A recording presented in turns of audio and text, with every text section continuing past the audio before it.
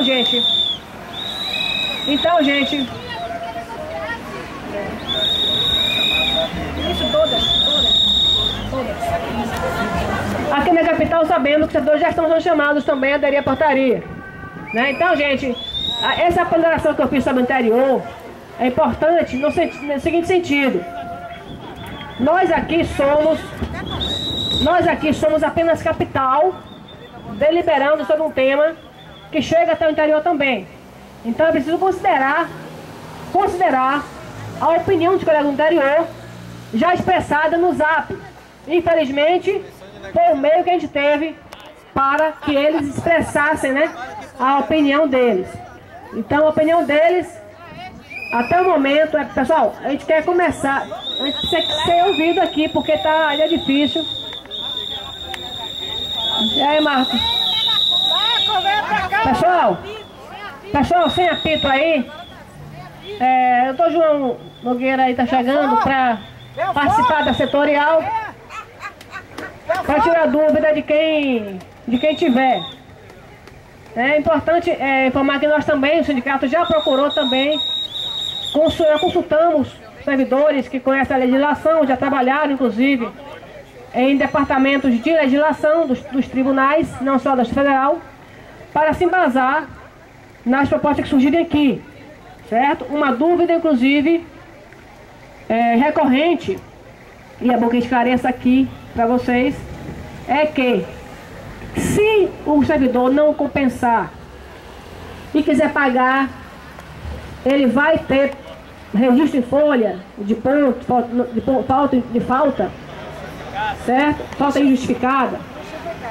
Todas as jurisprudências que a gente procurou e as consultas que nós fizemos diz que não, porque falta justificada é bem dividida, né? E greve não é falta injustificada.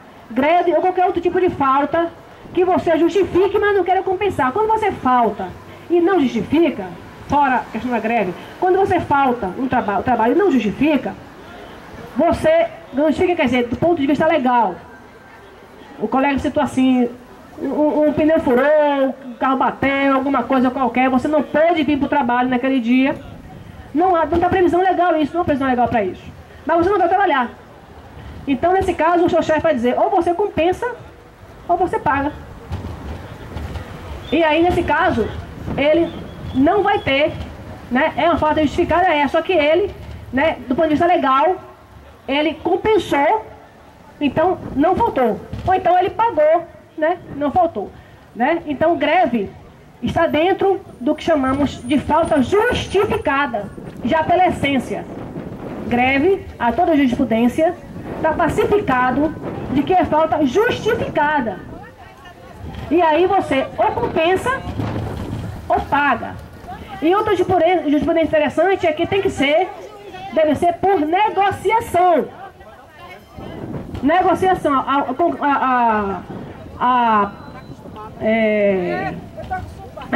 OIT, acho que é 195, 158, 151 da OIT, 151 da OIT, a qual o Brasil aderiu, diz que tem que haver negociação.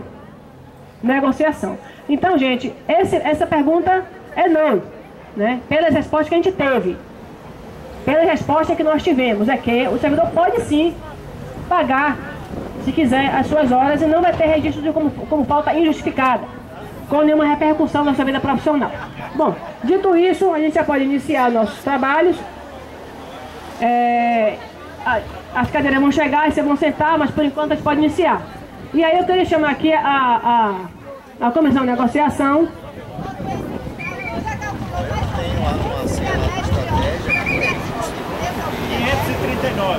Já calculou, recebemos uma planilha que dá mais ou menos 530, 540 horas. Certo? Certo, então, mais ou menos isso, quem participou o tempo inteiro da greve, desde o primeiro dia. Certo? Temos que considerar também as pessoas que, por estar numa unidade que não aderiu, essa pessoa que fez greve não precisou revezar, não fez plantão. Então ela tem todas as horas da greve, certo? Então, a gente não acha justo que essa pessoa seja considerada, né, compensando mais do que as pessoas que fizeram o rodízio, né? Então, gente, tem várias questões que são analisadas, e aí eu peço paciência dos senhores e das senhoras para discutirmos aqui e chegarmos a um denominador comum que preserve o direito de greve do servidor público brasileiro. E isso aqui vai repercutir muito nacionalmente. O que nós conseguimos aqui, a Bahia é a terceira sessão, né? Então é preciso que a gente chegue a um bom termo, né, nessa negociação. É preciso que a gente consiga realmente manter a nossa união para chegarmos todos juntos aqui. Então, está aberto o microfone para as falas já de avaliação e propostas. A gente queria uma ajuda aqui, alguém para escrever as pessoas e alguém para contar o tempo. Então, 2 pessoas aqui para ajudar. Eu acho que a comissão de negociação pode fazer isso, a não ser que tenha outra proposta. Queria que Jadson, Cristiano e Gilberaldo, que é diretor, viesse para cá, para a gente fazer, iniciar o trabalho. Cláudio está aqui me ajudando, está com o celular aí, Cláudio? Então você conta o tempo, Cláudio? Pronto, então Cláudio conta o tempo. E vamos iniciar aqui, está aberto o microfone, a princípio para informes sobre esse momento, mas para não ser muito formais, eu acho que já pode abrir para avaliação também e proposta. Acho que 3 minutos, se precisar de mais, aí a base define se mantém ou não, mas 3 minutos para informes e avaliação e, se for possível, propostas. Está aberto o microfone. Quem mais querendo falar? Liana com informes. Quem está escrevendo aí? Lorival, você pode ajudar aqui? Liana está escrita para informe. Cristiano e Jadson, você tem informe? Você tem proposta, né? Certo, então vamos lá. Liana com o microfone, com a palavra, 3 minutos. Parece as 3 vídeos da cadeia. Pronto. As 7 vídeos das cadeias. Estavam com óleo na cadeia para manter. A honestidade me impede de fazer isso. Boa tarde, gente. Informe sobre a portaria. Ontem à tarde, o juiz da 24ª Vara convocou as servidoras que tinham participado da greve. Foram 7, uma estava em curso, entramos às 6 na sala e fomos comunicados de que ele estava aderindo à portaria, estava no SEI, e a compensação lá teria que ser nos termos da portaria. Falou que acha que o ato do TRF4 é um ato de improbidade, porque se o CNJ determina que seja hora a hora, o TRF4 não poderia dizer, porque ele já sabia que nós argumentaríamos sobre o TRF4. Falou que não tinha caráter punitivo. Ele falou um bocado de coisa, né? Falou que não tinha caráter punitivo e que essa portaria foi feita, partiu de uma proposta do sindicato de 30 a 30 a 40, e por isso que eles chegaram nesse percentual de 50 a 50, e que a gente deveria informar ao diretor da secretaria que iria aderir à portaria. E eu comecei a indagar ele. Ele disse: eu soube que a setorial de vocês decidiu por não acatar a portaria, eu quero saber daqui quem é que não vai acatar a portaria. Nós informamos a ele. Perguntamos primeiro: o senhor sabe por que a categoria não acatou a portaria? Ele disse que não. Eu falei: então eu vou aqui dizer para o senhor. E aí elenquei todos aqueles pontos que nós discutimos na setorial, que a categoria tratava de forma desigual os servidores que participaram da greve, considerando o caso específico dos oficiais de justiça, por exemplo, que vão compensar colocando o serviço em dia, porque o oficial de justiça não tem uma carga horária para cumprir diariamente. E como a portaria é para todos, nós queríamos também ser tratados igual ao oficial de justiça, colocar o serviço em dia, como eles colocaram. Ah, mas o oficial de justiça é outro tipo de atividade e tal. Servidor igual a mim, ganha o mesmo salário que eu. Mesmo não, mas tudo bem. Depois disso, eu falei também que essa portaria abria a possibilidade do servidor pagar 100% de horas. E ele ficou espantado. Como assim? Mas tem os cursos. Eu disse: não, mas o curso está aí dizendo que poderá, a depender do seu superior hierárquico. Pode ter superior que não permita. Não, mas a intenção não foi essa. Então falei, foi mal redigida então a portaria, que deveria ser: fica facultado ao servidor utilizar horas de curso para pagamento de 50% das horas, informando ao seu superior hierárquico e não pedindo permissão. E aí fomos debatendo ponto a ponto. Ele bateu que não teve caráter punitivo. Eu disse que, porque, veja bem, tinha que ter uma coisa que atingisse a todos, porque tem vara que em 15 dias vai botar o serviço em dia. E tem outras que não. Eu falei, sim, e para quem vai botar o serviço em 15 dias, vai ter que passar 2 horas a mais todo dia, isso não é uma punição? Porque esse tipo de castigo eu dou ao meu filho em casa, quando ele chega com nota baixa, 3 dias sem jogar bola. Isso é caráter punitivo. Deixamos claro para ele o seguinte, olha, aqui o entendimento da 24ª Vara é colocar o serviço em dia, executando horas extras que sejam necessárias para isso. A partir daí, o serviço colocado em dia, o senhor desconte, faça o que achar melhor fazer, porque nós não vamos adoecer para poder cumprir essa exigência. Nós temos responsabilidade, as pessoas se doam à Justiça Federal. Tem gente que só sabe o que é vida após justiça depois que tem um filho, que começa a se dedicar ao filho e não à justiça. E uma outra colega falou isso, que passou anos da vida se dedicando exclusivamente à justiça e nunca fez banco de horas. Que se nós soubéssemos, trabalhando no execução fiscal, como trabalhamos, que nunca precisamos de banco de horas, teríamos feito banco de horas para poder chegar agora e compensar. A conversa foi tranquila, não foi assintosa, e eu perguntei a ele se eu poderia pagar as minhas horas com o reenquadramento que até hoje eu não recebi. Obrigada.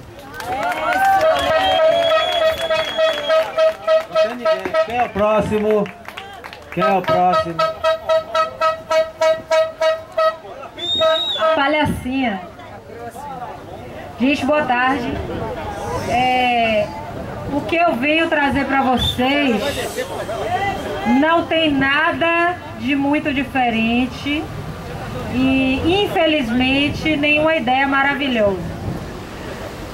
Nesses últimos dias, depois da setorial, eu conversei com alguns servidores e com alguns magistrados, não vou citar os nomes, mas o que ficou claro para mim é que os juízes entendem que a relação dentro do local de trabalho, a relação interna, é uma relação muito boa, de uma forma geral, salvo alguns magistrados que a gente já conhece a fama, mas de uma forma geral as relações são muito boas. E eles acreditam a isso, a nossa dedicação, eles acham que em razão disso nós acharemos muito legal esse cumprimento desse acordo, dessa portaria.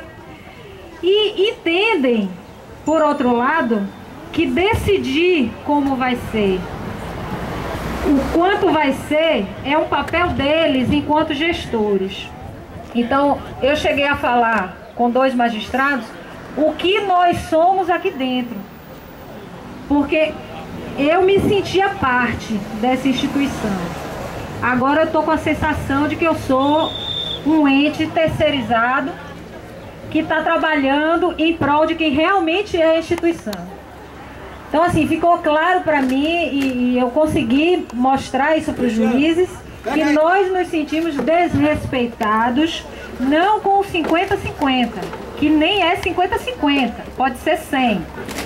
Nós nos sentimos desrespeitados com a falta de negociação, porque nos foi negado o direito de ouvir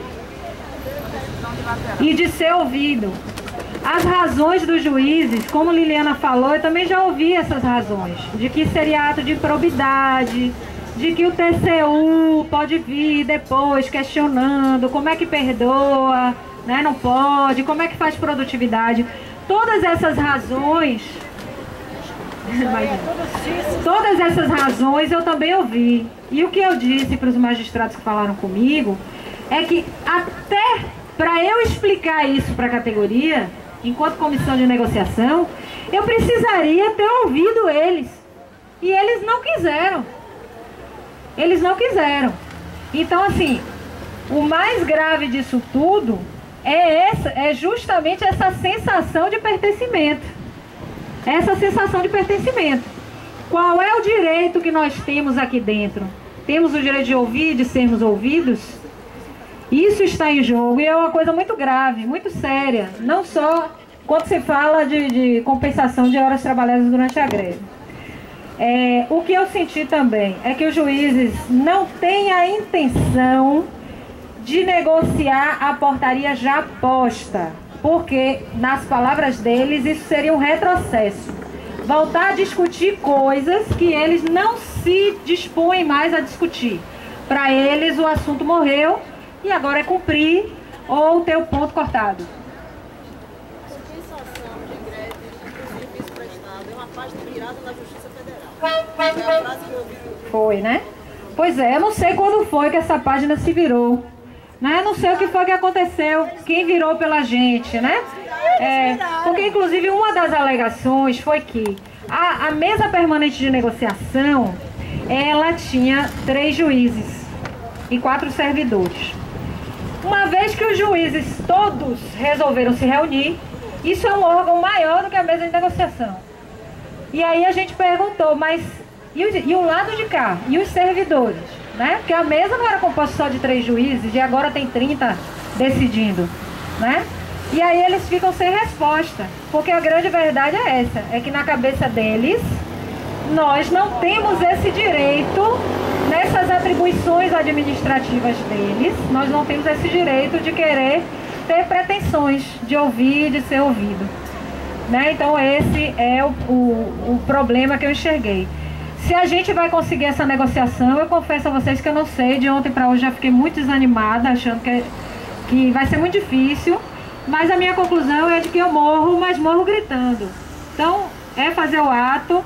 Outra sugestão, eu conversei hoje com Denise, vamos encher, o sindicato vai viabilizar isso para que a gente faça de uma forma padronizada, encher as caixas de e-mails deles, de pedidos nossos, cada servidor, subscrevendo, pedindo a instauração da mesa de negociação, o respeito à negociação. Infelizmente, o que eu tenho para hoje é só isso. Eu ainda estou assimilando as coisas, né? E confesso a vocês que com muito pouca esperança. Mas eu acho que a gente deve morrer gritando. Calado não. Patrícia. Gente, boa tarde. Eu vou pedir desculpas porque eu tô com a mente transtornada de tanto aborrecimento com essa história. Hoje de manhã eu quase brigo com minhas 2 companheiras de greve, de tão nervosa que eu tava. Então eu vou tentar organizar meu pensamento. Bom, em primeiro lugar, eu quero dizer que eu tô profundamente emocionada com este ato de hoje. Para mim, este ato é o ato mais importante de 3 meses. Não consigo pensar, eu tenho 22 anos de justiça, e eu não consigo imaginar, eu nunca vi isso e não imaginaria esse ato. Não importa quantos sejamos aqui, é a primeira vez nessa instituição que os servidores se colocam claramente, coletivamente, contra um ato dos nossos juízes. Nós não estamos agora aqui contra o governo, contra o Lewandowski que está lá longe, não. Nós estamos nos opondo por um direito que entendemos nós, que é o direito de negociar e de ser ouvidos, contra os nossos juízes, que são as autoridades mais próximas de nós, por onde eu a vida inteira achei que todo e qualquer movimento nosso devia começar. É a primeira vez, então eu pedi a colega que tirasse uma foto, que meu telefone está com problema, eu queria que alguém tirasse uma foto aqui, porque isso, gente, é histórico. E isso é muito emocionante. Então, assim, eu estou muito feliz por esse lado, porque isso é maravilhoso. Não importa no que dê, se a gente vai pagar as horas, não interessa. Isso aqui é fundamental. E eles estão sabendo disso. Para mim, isso inaugura uma nova era aqui dentro. Ainda que seja que muitos colegas estejam desanimados, achando que nada deu certo, achando que perdemos tudo, que no final de contas não deu em nada. Eu não vejo assim.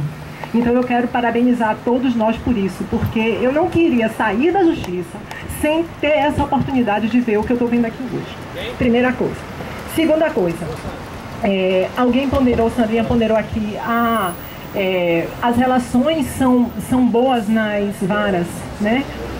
A gente precisa entender uma diferença entre por que as relações são boas na vara, na maioria das varas. Porque nós não nos opomos. Nós simplesmente abaixamos a cabeça e fazemos. E precisamos separar o que é festinha de aniversário, chá de fraldinha de bebê, festinha de São João e de Natal. Isso aí não significa boas relações de trabalho. Isso não significa boas relações saudáveis. Vamos separar as coisas, não vamos confundir. Porque se as nossas relações de poder aqui nesta instituição fossem saudáveis e fossem decentes, nós não teríamos tido o resultado que tivemos na pesquisa diagnóstica de 2012. A Bahia não é exceção, não. Está escrito lá, apurado por uma instituição externa a nós, que no item Organização do Trabalho, que fala do controle de fiscalização de prazos, nessa relação que cobra o serviço, nós temos o mais alto índice de adoecimento aqui, 3,8. Na pesquisa inteira, esse foi o menor índice. Significa que nós adoecemos aqui dentro e tenderemos a adoecer mais em função das relações de trabalho, da forma como o poder se exerce aqui dentro. Então, isso não são boas relações. Fazer chá, fazer aniversário, fazer xixi para juiz não significa boas relações. Receber docinho de juiz que viaja, um parabenzinho aqui e ali, isso não são boas relações. Vamos aprender a separar uma coisa é uma coisa, outra coisa é outra coisa. Tá? Então, assim, eu queria que a gente refletisse sobre isso. Queria parabenizar todos nós e dizer que, apesar de tudo, para mim hoje é um momento feliz. Eu estou realmente me sentindo feliz. Na minha vara, nós também fomos chamadas para dizer a nossa resposta. Dissemos que daríamos a resposta depois de hoje, porque queríamos ver detalhes. Eu, pessoalmente, estou falando só em meu nome, não cogito em nenhuma hipótese aderir a essa portaria, não vou aderir de forma alguma. Vou apenas ver como é que coletivamente vamos fazer, enfim, mas para mim, porque significa muito mais do que qualquer outra coisa, e mesmo que haja registro funcional, o que for, para mim não importa, tá? Então eu queria parabenizar a todos nós por isso. Conceição.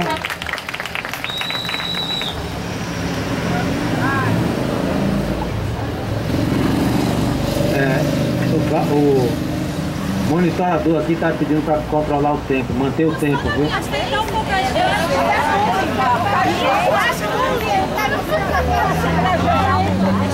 Acabou de dizer que eu falo demais, gente. Sinceramente, não basta juízo, Dorival. Gente, eu coaduno com Patrícia, assim, minha admiração por ela é muito grande, ela sabe disso, e eu acho que é esse o cerne da questão. Primeira questão: não existe portaria que não possa ser revogada, que não possa ser alterada. Que negócio é esse agora? Parece que ninguém aqui trabalha no judiciário, né? Ah, a portaria já foi publicada. Não, nós vimos isso acontecer no TRT, que estava com uma situação de uma ação da OAB, do presidente do tribunal publicar num dia uma portaria de corte de ponto, tentando obrigar as pessoas a voltarem a trabalhar, e as pessoas se mantiveram unidas, se mantiveram na luta, tinham uma mesa de negociação. Essa é a grande questão. Você respeita o outro quando você chama para negociação, e negociação se dá em mesa. No caso daqui, praticamente se revogou a mesa de negociação. Para mim, isso é o maior desrespeito. Então, assim, no TRT isso aconteceu. O presidente do tribunal, num dia, ele baixou uma portaria, depois da mesa de negociação, ele voltou atrás. E acho que aconteceu mais uma vez. O TRT, que teve tanta pressão durante a greve, simplesmente ao final da greve está, como deve ser, enquanto trabalhadores que são, cumprindo sua obrigação de colocar o serviço em dia. Né? Eu, inclusive, conversando com uma amiga do TRT esses dias, aí eu falei para ela, eu fiz assim, como vocês estão fazendo a compensação do serviço? Eu falei, a gente está com a discussão, aí já estou esperando para resolver. Aí ela fez, eu já estou trabalhando 3 horas a mais todos os dias. Mas por quê? Eu quero colocar meu serviço em dia no menor tempo possível. Pronto. Isso é uma responsabilidade de trabalhadora. Isso não se... Essa história que alguém fala pra mim, você ganha para trabalhar por hora. Não ganho para trabalhar por hora. Se eu ganhasse para trabalhar por hora, com certeza eu teria muitas horas extras no meu contra-cheque todos os meses. Eu ganho para trabalhar, para fazer o meu serviço. Por isso é que eu trabalho, às vezes, mais por uma decisão minha de colocar meu serviço em dia. Isso no dia a dia, eu não estou falando simplesmente de greve, não. Então, mas aí é uma questão seguinte, individual. Todos nós, a Justiça Federal tem uma característica, e é interessante que todos os juízes reconhecem isso, né? Quando a gente vai para a conversa, todos dizem, não, nós temos servidores de alta excelência. Como é que é essa excelência? Você castiga um filho, né, que tenha uma alta... Como a colega falou que castiga o filho que tira nota baixa. Você quer ter um filho que tem alta rentabilidade na escola? Não existe isso. Na verdade, você, ao contrário, você desmotiva. E aí eu vou entrar numa questão que Patrícia colocou, que eu estou muito feliz aqui hoje. Mas quando eu cheguei, Tânia me fez uma observação que me deu uma baqueada grande em tudo que eu acredito e em tudo que eu faço nessa Justiça Federal, nesse tempo. Eu sou do Comitê de Qualidade de Vida, como a maioria das pessoas sabe. Eu acho importante colocar isso. A gente vem fazendo um trabalho de construção de qualidade de vida e bem-estar no ambiente de trabalho, porque a gente acredita nisso. E desde que a pesquisa foi lançada, nós percebemos que os índices de adoecimento eram justamente esses que a gente está vendo aqui agora, que agora se eleva o reconhecimento do trabalho e a organização do trabalho. Sendo assim, entendíamos que não seria possível alcançar isso de baixo para cima. Por quê? Nós, servidores, temos plena consciência, deveríamos ter ainda mais autoestima do valor do nosso trabalho. Precisava que esse sentimento fosse, digamos assim, alçado a quem nos dirige, aos gestores intermediários e aos gestores principais. E aí fizemos um trabalho, viemos 2 anos, né, num trabalho intenso para conseguir fazer um trabalho de sensibilização dos juízes para a gestão de pessoas. Porque a gente sabe que eles não têm essa formação. Então vamos partir do princípio de que eles não sabem o que é isso, não têm a obrigação de saber quando são investidos no cargo de juiz, então vamos dar isso para eles. Só deixa eu concluir isso, porque assim, eu acho isso que a gente achava que tinha sido um avanço, agora se prova que não foi. Depois de um tempo tentando, conseguimos. Durante a greve, teve a primeira oficina de sensibilização para a gestão de pessoas para o juiz. Comemoramos isso de uma forma assim, poxa, a gente agora vai avançar, né? Vamos ter juízes mais conscientes. E pelo relatório que a gente tem do que aconteceu lá, foi uma profissional de muito gabarito, que conhece bem a nossa realidade, foi a Renata Castelo Branco, que já deu várias oficinas para os servidores, então ela conhecia a nossa realidade, por isso que a gente escolheu ela. Porém, a gente vê que no fundo, e é isso que eu queria falar com você, Patrícia, Sandra, Tânia, eu sinceramente, com muito pesar, digo, eu acho melhor a gente entregar, entre aspas, o Comitê de Qualidade de Vida. Porque eu me recuso a estar ao lado de uma administração que faz de conta que faz o trabalho, que faz de conta que se interessa pelo bem-estar. Eu hoje coloco a minha posição, vou respeitar a posição de cada um. Mas aqui temos eu, Sandra, Patrícia e Tânia. Eu, sinceramente, renuncio ao Comitê de Qualidade de Vida, porque não está de acordo com o que a gente acredita. Só aviso, pessoal, por favor, que alguém achar o envelope branco, parabéns, Sandra. Ela fala, as crianças fizeram também. Quem achou o envelope branco aí é meu, viu, pessoal? Ah, Jailson, tá com o Jailson, é? Ah, pronto, é isso. Quem é o próximo?